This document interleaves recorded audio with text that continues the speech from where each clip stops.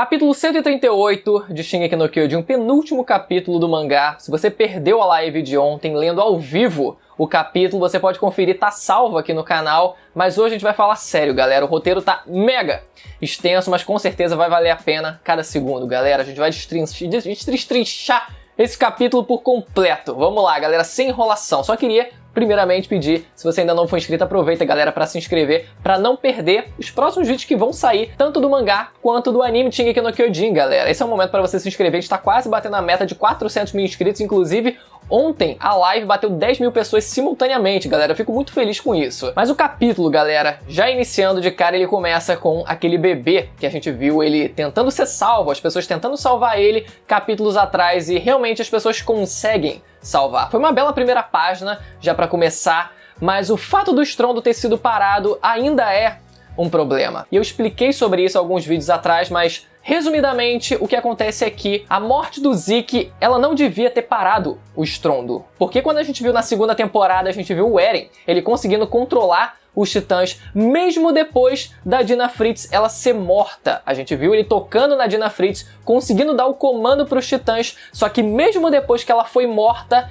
ele ainda conseguiu usar um segundo comando, que foi redirecionar os titãs para cima do Reiner. Pode ser que algumas pessoas tenham se confundido, dizendo que por mais que ele não tivesse tocando mais em alguém que tivesse sangue real, pelo fato da Dina Fritz ainda estar viva, ele poderia ter causado esse segundo comando, conseguir ter dado esse segundo comando, mas o fato é, ela foi morta nesse processo. Então, o Zeke ele ter sido morto e o estrondo ter sido parado não faz sentido, porque no primeiro exemplo, o Eren ele ainda conseguiu redirecionar aqueles titãs, mesmo depois da pessoa com sangue real ter sido morta. Então, o Zeke ele tendo sangue real e ter sido morto, não faz sentido o estrondo ter sido parado, porque o comando já tinha sido dado. Mas o fato independente é que o estrondo ele foi parado. É importante lembrar aquela fala do Grisha, quando ele tava naquelas viagens, né? Ele, o Grisha e o Zeke também presente, né? Ele encontrando o Zeke no meio daquelas viagens temporais todas. O Grisha ele falando pro Zeke que ele não ia conseguir o que ele quer, que seria tudo do jeito do Eren.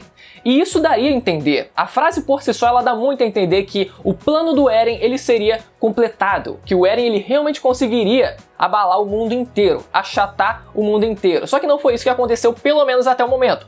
Pode ser que ainda aconteça capítulo que vem, mas a segunda interpretação para essa frase, que se torna ambígua mesmo, seria dizendo que o plano do Zeke ele não é colocado em prática, mas sim o plano do Eren que é colocado em prática. E o que o Grisha ele viu foi esse plano sendo colocado em prática e os resultados disso. Mas não significa necessariamente que o plano ele foi completado. Depois aparece a Pieck, a Gabi, a Annie e o Falco, todos eles da Aliança, eles se encontrando com os familiares. Foi uma cena interessante, né? Principalmente pelo Falco, né? Ele ainda encontrando, por mais que ele tivesse encontrado os pais dele, ele ainda na forma de Titã, ele ainda dentro ali, né? Ele é conectado ainda ao Titã por aquele motivo, né? Só pra garantir, eu tô aqui conectado ainda ao meu Titã. E a Annie procurando o pai dela, querendo saber onde é que ele tava, e os dois se encontrando finalmente depois de vários anos, ela conseguindo realizar esse sonho. Uma pena que foi por um breve momento, porque a gente vê depois eles, quando estão transformados já, quando eles estão lutando contra aqueles titãs, que a gente vai falar sobre eles ainda, mas é o detalhe nisso que eu queria juntar aqui uma coisa com a outra,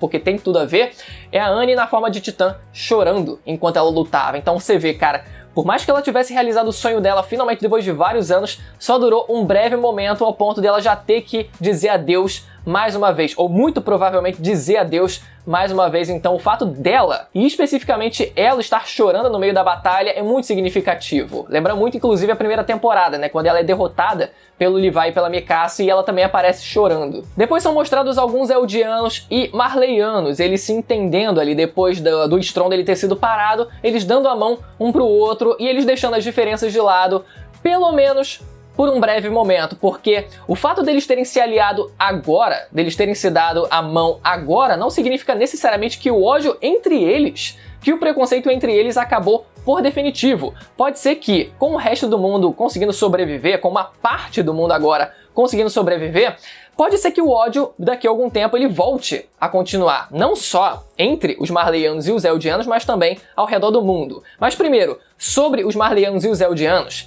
é interessante que por mais que esse ódio ele não seja cessado, e não tem como ser cessado por definitivo, porque é aquela máxima, enquanto existirem pelo menos duas pessoas no mundo, haverá conflito. Isso é inevitável. Então, por mais que eles estejam aliados, estejam de bem agora, isso vai voltar. Esse ódio ele vai voltar, mas talvez não volte com a força que tinha anteriormente, né? Talvez isso na verdade tenha sido a semente para uma mudança que vai ser trabalhada, que vai ser germinada ao longo dos próximos anos, e isso vai resultar em algo positivo mais adiante, né? O preconceito ele começa a ser quebrado a partir de agora. Só que a gente tem a situação ao redor do mundo. A gente tem essa situação entre os marleyanos e os eldianos, talvez começando a ser resolvida, mas não num conto de fadas onde todo mundo viveu feliz para sempre, né? Os eldianos eles dando a mão um pro outro ali com os marleyanos, mas o ponto é que uma parte do mundo conseguiu sobreviver. A gente não sabe exatamente a dimensão do quanto desse mundo conseguiu sobreviver, mas o que será que eles vão fazer com a Ilha de Parades, né? Provavelmente agora com o mundo muito e extremamente abalado, pode ser que eles não façam nada de imediato, mas ainda assim é um risco que no futuro a Ilha de Parades ela corre. Depois é mostrado que o Reiner, o Parasita e o Eren, todos eles, o Armin também, né, que ele mesmo causou a explosão, todos eles sobreviveram. Assim como eu falei na live de ontem, eu refleti muito sobre o destino do Reiner e as possibilidades, as duas grandes possibilidades para um final digno para o personagem. Um deles seria essa morte digna que ele se propôs a ter no capítulo passado, se sacrificando para conseguir evitar que o Parasita ele se unisse ao corpo do Eren novamente. Aquele final heróico, ele encerrando a vida dele com aquele final heróico, seria magnífico para o personagem. Se ele morresse ali, seria muito bom. Mas ao mesmo tempo, ele sobreviver e depois de ter passado por todo esse inferno, ter sofrido pra caralho ao longo da vida inteira e ele conseguindo ressignificar a vida dele, conseguindo ver um futuro depois de todo esse inferno, depois de todo esse pesadelo, também é um final interessante, também é um final bonito pro personagem. Ele vê todo esse resultado e ele vê algum nível de prosperidade na humanidade, na medida do possível, né? Considerando as circunstâncias, né? Considerando as circunstâncias, mas ainda assim é um final também muito digno pro personagem que eu passei a refletir de um mês pra cá. O Parasita também sobrevive e ele foi isolado pra perto daquela colina onde estava a aliança. De primeiro eu tinha pensado que o Parasita ele tinha se arrastado até lá, né? Que ele estava perto da explosão e ele foi se arrastando até lá só pelo roteiro da liberação do gás, assim causar o efeito da transformação nos Eldianos, na aliança, né? Mas isso não foi o que aconteceu. O Parasita ele realmente foi isolado até lá. Só que a questão que fica é, por que esse Parasita ele não se alojou em outras pessoas? Por que ele não tentou se alojar no próprio Reiner, que estava ali colado com ele praticamente? Por que ele não tentou ir para cima de alguns dos Eldianos que estavam ali em cima da colina? A resposta que eu cheguei, para não deixar a lacuna em aberta, é que talvez o Parasita, pelo instinto de sobrevivência, ele tente ir atrás, ele tente parasitar o mais forte ao redor dele, que nesse caso seria o Eren, aquele com maior probabilidade de sobreviver, que nesse caso talvez fosse realmente o Eren, e talvez por isso ele tenha sido atraído pelo próprio Eren. Mas esse Parasita ele tá próximo da aliança e ele libera um gás, e nesse momento o Connie ele lembra da sua terra natal, a Vila Hagako. E no capítulo 110 é mostrado mais sobre isso, como as pessoas daquela vila elas foram transformadas em Titã. É mostrado o procedimento de que os Marleyanos e os Eldianos também, o Zeke ele estava lá presente, que eles soltaram um gás contendo fluido espinhal do próprio Zeke. E esse gás ele foi solto na vila, consequentemente fazendo com que eles ingerissem esse fluido espinhal do Zeke e assim ficarem suscetíveis à transformação dele, né? E nesse momento, nesse flashback, o Zeke ele grita e transforma as pessoas daquela vila, incluindo a mãe e os pais, no caso, do Connie. E nesse momento ele faz essa associação e quem dá um grito é o Falco. Na live eu fiquei completamente perdido nessa hora, eu fiquei, peraí, por que o Falco ele transformou as pessoas em Titã? Peraí, a linha de raciocínio que eu criei foi completamente paralela, eu pensei assim, já que tudo bem, já que ele ingeriu o fluido espinhal do Zeke e dessa forma ele conseguiu características físicas do bestial também, de um bestial passado, será que ele também não conseguiu a habilidade de conseguir ativar a transformação em Titã de alguns Eldianos que tem fluido espinhal, teoricamente? Não, simplesmente não. As pessoas fizeram observação para isso que foi realmente o Parasita que intencionalmente soltou aquele gás e transformou as pessoas. Uma fala que me deixou mais confuso ainda nessa hora foi quando o Jean e o Connie eles estavam conversando e um deles fala que eles estão deixando isso pra gente, dando a entender que eles estão contando com a gente de alguma forma e talvez os Titãs eles fossem ajudar a aliança de alguma forma. Não. Talvez tenha sido uma tradução meio esquisita que confundiu a gente, mas o fato é que depois a gente vê o próprio Reiner, ele falando que esse desgraçado, ou essa desgraçada, invocou um exército. E ficou muito claro, obviamente, que era o exército do Parasita, né? Aqueles titãs, eles estavam sendo controlados pelo próprio Parasita. Então o fato do Falco ele gritar naquele momento, por mais que a gente visse aquela voz saindo, aquele grito saindo e dando muito a entender que ele tinha transformado todo mundo, na verdade não. Aquilo foi simplesmente um timing dramático. Enquanto ele gritava de desespero por ter abandonado a Gabi e o resto da aliança, inclusive os próprios pais dele também, ao mesmo tempo a gente via o Parasita ele transformando os Eldianos. Só foi muito curiosa a capacidade de dedução lógica do Levi nesse momento, a capacidade de raciocínio rápido nesse momento, porque eles deduziram que o Parasita ele liberou o gás intencionalmente, ou seja, de propósito, e que ia transformar geral ali. Quem garante pra eles que o Parasita ele tinha feito aquilo de forma intencional e que ele por si só, o Parasita sozinho tinha essa capacidade? Eu diria que foi um belo salto lógico no raciocínio do Levi. Mas a pergunta que fica é, se o Parasita sozinho, mesmo não estando conectado a um Eldiano, ele tem esse poder, me surpreende que não tenham existido mais titãs ao redor do mundo. Não existiu uma única criatura dessa espécie, na verdade existiram várias. E se esse Parasita ele tem essa capacidade, por que não existiram outros titãs antes? Ou ele só conseguiu essa capacidade depois de ter se fundido com a Ymir e ter criado todo mundo metafísico e bababá e ter ganhado todos os poderes de titã?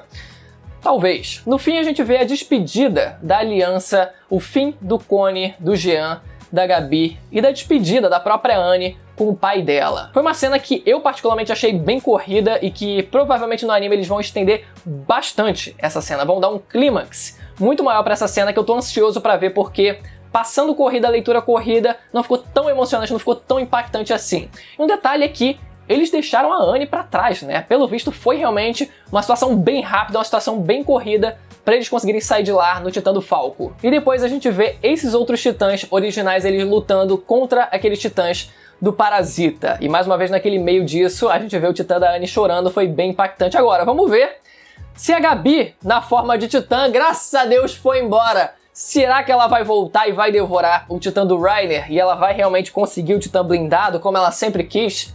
Ai, Deus queira que não. Depois é mostrado que o Eren, ele sobreviveu à explosão e ele se transforma num colossal. Primeiro, o fato dele ter sobrevivido à explosão.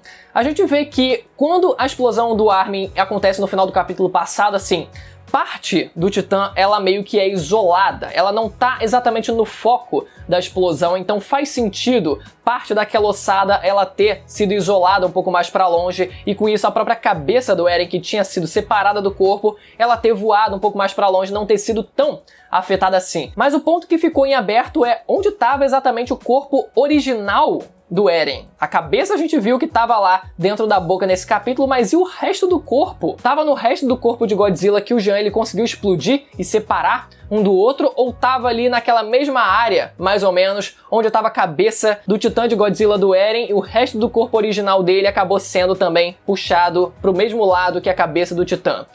Ficou em aberto, mas outro detalhe também é que ele se transforma novamente e ele assume a forma de um Titã colossal.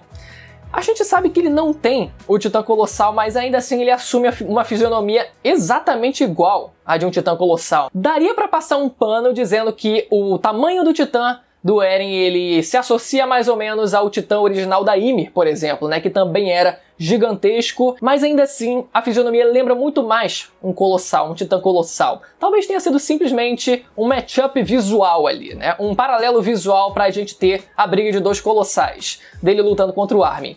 Mas o fato dele lutar contra o Armin ainda é outra questão. Por quê? A gente tem que lembrar uma fala do Eren pra Aliança, dizendo que ele não ia interferir no avanço deles. E por isso que ele não tinha feito nada até então para parar eles. E o que a gente vê ele fazendo nesse capítulo é tentando parar eles. Quem diria hipocrisia em pessoa, né? Tanto que a gente viu capítulos atrás as marionetes de titãs que, a princípio, parece que foram invocadas pela Ymir, o que é outro papo aí que, meu amigo, vai longe aí, pra gente tentar entender o que diabos a Ymir quer de fato, como ela age. Nossa, parece realmente ela age, tenta agir certo por linhas tortas, porque, meu amigo, a linha tá fazendo uma tortura lá não sei aonde, lá no Japão. Mas enfim, se o Eren ele agora tá tentando parar a Aliança pessoalmente, quem garante que não foi ele também que invocou aquelas marionetes de titãs? E agora sobre o sonho da Mikasa vivendo com o Eren, galera. Essa foi uma parte que no começo deixou muita gente confusa, inclusive eu fiquei, peraí, isso é uma visão do futuro? Isso é uma viagem, uma alucinação da Mikasa? O que diabo está acontecendo? Por que vai parar o clímax para mostrar uma viagem da Mikasa agora aos 45 do segundo tempo? Mas vamos lá falar sobre isso. Realmente era uma viagem da Mikasa em um futuro que ela imaginava ter com o Eren, só eles dois juntos, vivendo os últimos anos de vida dele. Talvez até ela tivesse lembrado daquela cena onde ela conversa com o Eren, e o Eren ele pergunta o que ela é, o que ele é pra ela. E ela não responde, né? Ela não diz, ela não coloca os sentimentos dela pra fora. Talvez ela, se tivesse respondido e tivesse colocado os sentimentos dela pra fora naquele momento, talvez ela tivesse a oportunidade de conseguir mudar o rumo da história. Talvez ela tenha, de certa forma, esse arrependimento e talvez ela pense que aquele fosse um futuro possível, caso ela tivesse falado tudo que ela sentia pra ele. E é mostrado no meio desse sonho o Eren ele abraçando a Mikasa e dizendo pra ela ser livre, que ele ia morrer logo depois e que era pra ela seguir a vida dela porque ela ia viver muito mais. Essa cena lembrou muito aquela página, aquele rascunho que tinha sido vazado do final de Shingeki no Kyojin, teoricamente a última página de Shingeki no Kyojin, que parece muito. Talvez o Isayama ele tenha mudado um pouco de ideia, ou talvez tenha sido só o típico trailer da Marvel para enganar a gente, e na verdade era essa cena que ele queria mostrar. Pode ser que ele tenha mudado, pode ser que tenha sido proposital, pode ser que tenha sido só um bait, mas o fato é, realmente parece muito, porque naquele rascunho aparecia um sujeito que teoricamente a gente deduz que seria o Eren, dizendo agora você está livre. E nesse capítulo a gente vê ele dizendo pra Mikasa, pra ela, justamente isso. Ser livre. Mas pode ser que essa cena realmente aconteça capítulo que vem, e pode ser talvez que seja o Eren dos caminhos. O Eren dos caminhos agora, a esse ponto da história, pode ser que aconteça qualquer coisa. Pode ser que seja o Eren dos caminhos, porque certamente, vocês acham que ele não vai aparecer agora que ele morreu, depois de ele ter morrido várias e várias vezes ao longo do mangá? Vocês acham que agora ele vai ele morreu fisicamente?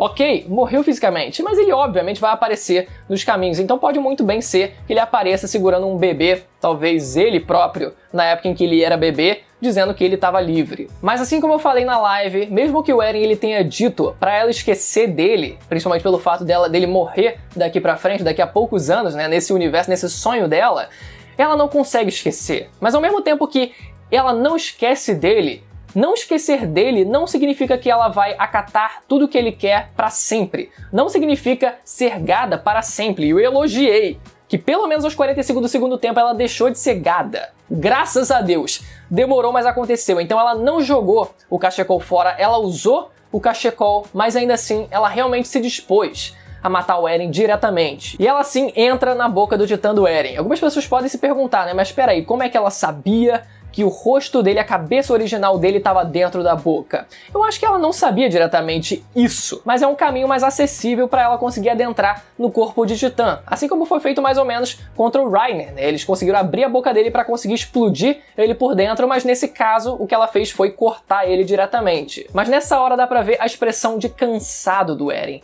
Parece muito aquelas expressões do Guts, por exemplo, né? Que passou muito tempo da vida dele odiando, só que chega um ponto que você fica cansado. Chega uma hora que você realmente tá esgotado psicologicamente por tudo que você tá vivendo, por todo esse ódio sendo acumulado e sendo colocado pra fora, e agora a gente vendo o resultado disso, né? O protagonista ele sofrendo com as consequências das próprias ações. A gente viu capítulos atrás, naquela viagem temporal que o Eren ele fez, que ele tava querendo salvar aquele molequinho que ele viu que ia ser pisoteado. Então ele sente todo esse peso de tudo que ele tem feito. E isso esgotou o Eren ao ponto da gente ver aquela expressão dele. A expressão de quem não aguenta mais tatacar. A Mikasa ela corta a cabeça do Eren e depois ela beija aquela cabeça. De primeira, ficou bem bizarro, mas ficou bem bizarro. Mas a passada de pano que pode ser feita é que na página anterior a gente vê que ela estava sonhando. A gente vê que no sonho dela, ela beijava o Eren naquele futuro alternativo. Então, bem provavelmente, o que ela se viu beijando, na verdade foi o Eren daquele sonho. Só que na prática, obviamente, era a cabeça do Eren separada do corpo, né? Só a cabeça do Eren. Mas ainda assim, se ela beijou como se estivesse vendo o Eren no sonho, faz total sentido e é bastante poético, na verdade. O Isayama, ele é um artista bastante poético nesse sentido, ao ponto de conseguir trabalhar muito bem o belo e o trágico, o belo e o bizarro, e a gente vendo isso no final desse capítulo. Depois que eu consegui processar essa cena na minha cabeça, eu consegui curtir bastante ela. Foi realmente bastante poética. O outro possível final para essa cena, assim como eu falei na live, seria antes dela decapitar o Eren, ela dá esse beijo, porque assim ficaria menos bizarro ela beijando o Eren antes de ser só uma cabeça separada do corpo. Como poeta e como artista mesmo, o Isayama ele consegue fazer umas paradas bem interessantes, né? Umas metáforas, umas figuras de linguagens bastante interessantes. Esse foi um final que deixou muita coisa em aberta, alguns desses questionamentos realmente eu não consegui chegar numa conclusão exata ainda das respostas para conseguir encontrar uma lógica, uma solução lógica para alguns pontos específicos, mas ainda assim o Isayama ele ainda tem um toque bastante poético para algumas cenas, principalmente nesse final e ao longo do mangá como um todo, né? Então, foi conturbado. Esse foi um capítulo conturbado e tá sendo um finalzinho bastante conturbado, principalmente nesse sentido, de não dar as respostas concretas que eu acho que o mangá ele deveria dar. O Isayama ele tá optando pela execução das coisas, deixando a gente entender, interpretar da forma que a gente quiser e se preocupando mais com as metáforas das coisas. Galera, é bem provável que ao longo desse mês eu faça alguns vídeos extras, entrando mais a fundo em alguns tópicos específicos envolvendo todo esse final de Shingeki no Kyojin. Então queria lembrar, se você não for inscrito, aproveita para se inscrever e ativar o sininho para não perder esses vídeos que vão sair ao longo desse mês e conferir os últimos vídeos que tem saído de Shingeki no Kyojin aqui no canal, que você vai gostar bastante. Beleza, galera? Até a próxima. Tchau!